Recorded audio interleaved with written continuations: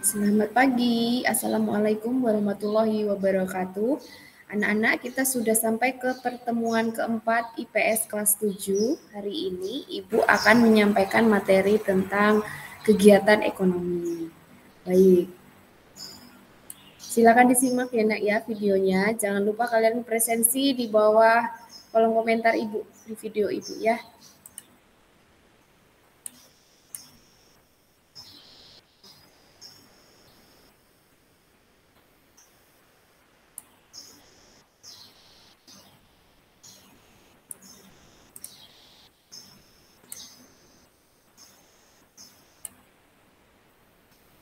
Baik, nah kegiatan ekonomi yaitu aktivitas ekonomi yang dilakukan oleh masyarakat dalam kehidupan sehari-hari. Kegiatan ekonomi itu ada 3 nak, ada produksi, distribusi, dan konsumsi. Nah ini ya, ada kegiatan produksi, ada kegiatan konsumsi, ada kegiatan distribusi. 3 kegiatan ini secara tidak sadar kalian melakukannya sehari-hari.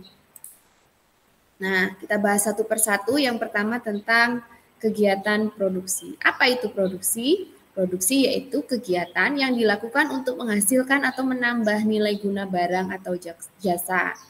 Contohnya misalkan banyak ya nak, misalkan petani menanam padi. Nah, itu kan dia menghasilkan padi, menghasilkan beras yang nantinya akan kita gunakan untuk konsumsi sehari-hari. Itu namanya produksi. Jadi semua kegiatan ya yang fungsinya adalah menambah atau menghasilkan barang atau jasa itu namanya kegiatan produksi.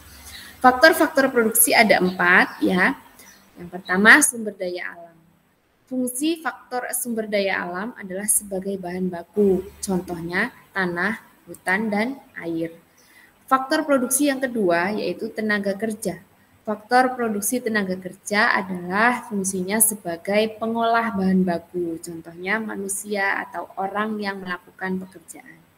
Jenis-jenis tenaga kerja, ada tenaga kerja terdidik, yaitu tenaga kerja yang dihasilkan melalui proses pendidikan formal, contoh dokter, arsitek, guru, dan lain-lain. Yang kedua, tenaga kerja terlatih, yaitu tenaga kerja yang melalui latihan terlebih dahulu, contoh montir, tukang cukur, supir, bengkel, dan lain-lain. Yang ketiga, tenaga kerja tidak terlatih dan tidak terdidik, yaitu keahliannya didapat dari mana? Keahliannya ini bisa dilakukan oleh semua orang, tidak perlu pendidikan formal ataupun pelatihan. Contohnya tukang sapu, kemudian tukang angkut sampah, dan lain-lain. Kemudian faktor produksi yang ketiga, tadi kan sudah ada tenaga kerja, kemudian sudah ada sumber daya alam. Nah, yang ketiga adalah faktor produksi modal. Modal itu bukan hanya uang saja ya nak, tapi juga bisa berupa mesin atau bahan mentah yang digunakan untuk proses produksi. Contohnya misalkan gedung, perkantoran itu juga termasuk modal. Nah ini ada pengelompokan modal. Modal menurut wujudnya, modal uang, modal barang. Modal menurut bentuknya, modal nyata, modal abstrak. Kemudian modal menurut sumbernya itu ada modal sendiri, modal pinjaman. Modal menurut sifatnya itu modal tetap dan modal lancar. Modal tetap itu adalah modal yang masanya ya itu bisa digunakan berkali-kali. Contohnya mesin produksi. Nah, itu kan bisa digunakan nggak cuma 1 kali, tapi bisa berkali-kali. Itu namanya modal tetap. Modal lancar itu biasanya kurun waktunya kurang dari 1 tahun. Yang habis dipakai kurang dari 1 tahun. Kemudian faktor produksi yang keempat itu kewirausahaan. Artinya, apa itu wirausaha? Yaitu kemampuan seseorang untuk menjalankan perusahaan agar berproduksi dengan baik. Nah, faktor produksi, tadi kan ada 4 ya nak, ada faktor produksi alam, sumber daya alam, kemudian tenaga kerja, modal, dan kewirausahaan. Yang nomor 1 dan 2 yaitu faktor produksi alam dan faktor produksi tenaga kerja itu disebut faktor produksi asli. Sedangkan yang nomor 3 dan 4 yaitu modal dan kewirausahaan itu faktor produksi turunan. Nah, kegiatan ekonomi yang kedua namanya distribusi. Distribusi yaitu kegiatan yang tujuannya adalah menyalurkan barang atau jasa kepada konsumen. Jadi tadi misalkan sudah diproduksi ya, di kegiatan produksi tadi menghasilkan barang, kemudian barangnya disalurkan ya. Nah, kegiatan disalurkan kemana? Ke konsumen. Nah, kegiatan menyalurkan barang ini namanya distribusi. Ada 3 jenis distribusi. Yang pertama distribusi langsung, yaitu distribusi yang secara langsung dilakukan dari produsen ke konsumen. Misalkan kita membeli beras dari petaninya langsung. Itu namanya distribusi langsung. Ada yang kedua distribusi semi langsung, ini memerlukan perantara ya nak, misalkan warung, kalian beli beras di warung, nggak dari petaninya langsung, itu semi langsung.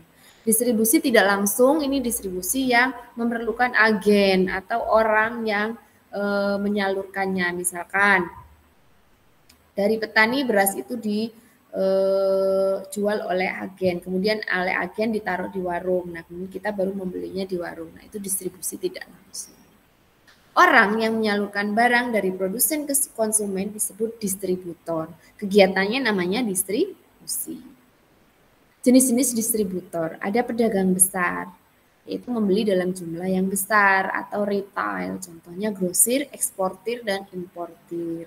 Kemudian pedagang kecil itu ya membeli dalam jumlah yang kecil secara eceran, contohnya pedagang asongan, kaki lima, dan minimarket. Kemudian ada pedagang perantara, yaitu dia hanya mempertemukan penjual dan pembeli. Perantara ada 3, ada agen, komisioner, makelar, atau broker, atau pialang. Kemudian kegiatan ekonomi yang ketiga itu namanya konsumsi. Kegiatan menghabiskan nilai guna barang dan jasa. Kegiatan konsumsi ada 3, konsumsi rumah tangga keluarga, rumah tangga perusahaan, dan rumah tangga negara. Nah, dampak positif dari perkembangan iptek di kegiatan ekonomi, produksi barang dan jasa semakin cepat. Lapangan pekerjaan baru banyak dibuka, distribusi barang jadi semakin mudah, keuntungan perusahaan meningkat, kebutuhan masyarakat terpenuhi.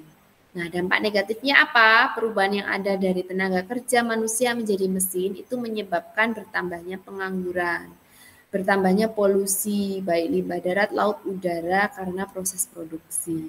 Selain polusi, sumber daya alam juga semakin habis karena akan digunakan secara terus-menerus.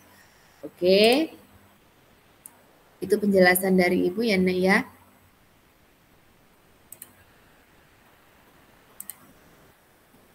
Nah, dari penjelasan singkat Ibu, silakan kalian pahami ya. Kemudian kalian kerjakan tugasnya ada di WA Group nanti Ibu share ya nak, yaitu kalian melengkapi tabel ya atau mind mapping ya. Seperti ini tabelnya.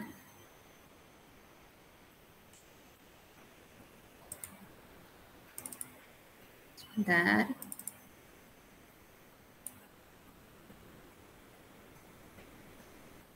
Nah, ini tugas IPS 4 kelas 7 kegiatan ekonomi. Pertemuan keempat, jangan lupa tulis nama dan kelas, kemudian kalian lengkapi.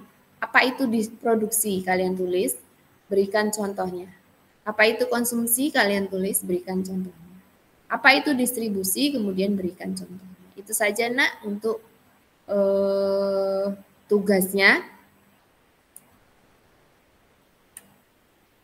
Nah, tugasnya Ibu tunggu sampai pukul 10.00 hari ini. Oke, tetap belajar dengan giat, kerjakan tugas tepat dengan waktu.